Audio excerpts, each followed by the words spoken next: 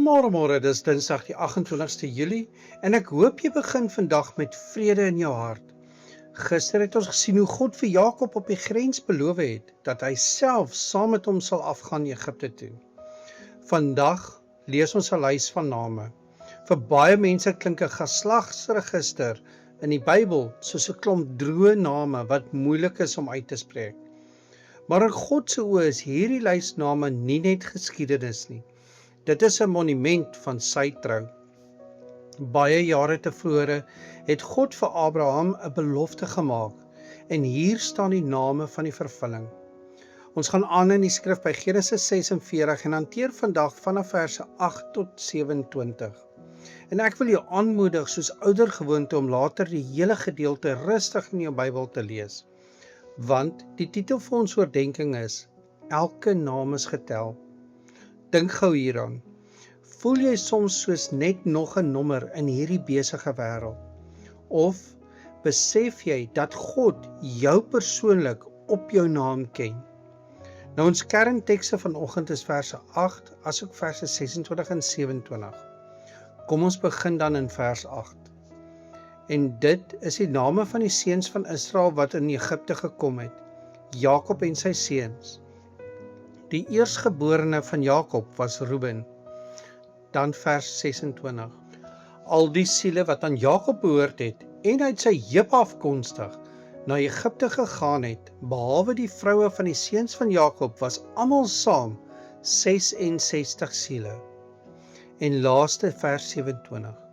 En die seuns van Josef wat vir hom in Egipte gebore is, was 2 siele. Al die siele van die huis van Jakob wat in Egipte gekom het, was 70. Kom ons staan vir 'n oomblik hier stil. Hier word naam vir naam neergeskryf. Nie een persoon word uitgelos nie. Nou in die Hebreëse Bybel is daar 'n pragtige woord vir name, Shemot.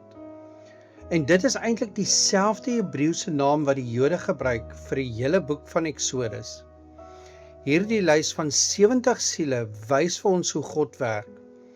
God het met een man en vrou, Abraham en Sara, hier begin. Toe Isak, toe Jakob, en nou trek ons al op 70 mense wat in Egipte is. Nou vir die Egiptenaars was hulle net 'n groepie vreemde herders wat in die land aankom. Maar vir God is elke enkele mens kosbaar. Elke mens is 'n naam met 'n storie, 'n verbondskind wat hy persoonlik tel en beskerm. Nie een van daardie 70 name op die lys was per toeval nie. En hier wys die skrif vir ons iets baie besonders. God sien nie net massa skares nie. Hy sien en ken elke mens op hulle naam. By God is jy nooit net 'n gesig in die skare of 'n nommer op 'n stelsel nie. Hy ken jou naam, jou storie, jou vrese en jou toekoms. Maar die mooiste is dit. Hierdie Hebreëse woord, Shemot, wys ons reguit na die Here Jesus Christus. In Johannes 10 sê die Here Jesus vir ons, ek is die goeie herder en ek roep my eie skape op hulle naam en lei hulle uit. Jesus ken jou naam. Aan die kruis het hy nie net vir 'n vaar massa mense gesterf nie. Hy het jou geken voordat jy hom ooit geken het. Uit die leë graf het hy opgestaan sodat jou naam vir ewig veilig kan wees. En die Bybel beloof dat almal wat regtig in Jesus Christus glo, se name opgeskryf is in die boek van die lewe. So as jy vandag voel asof niemand jou raak sien nie, as jy voel jy is vergete of alleen, onthou dat die koning van die heelal het jou naam in sy handpalms gegraveer. Jou naam is vir hom kosbaar en hy sal nie een van sy skape laat verlore gaan nie. Kom ons bid saam.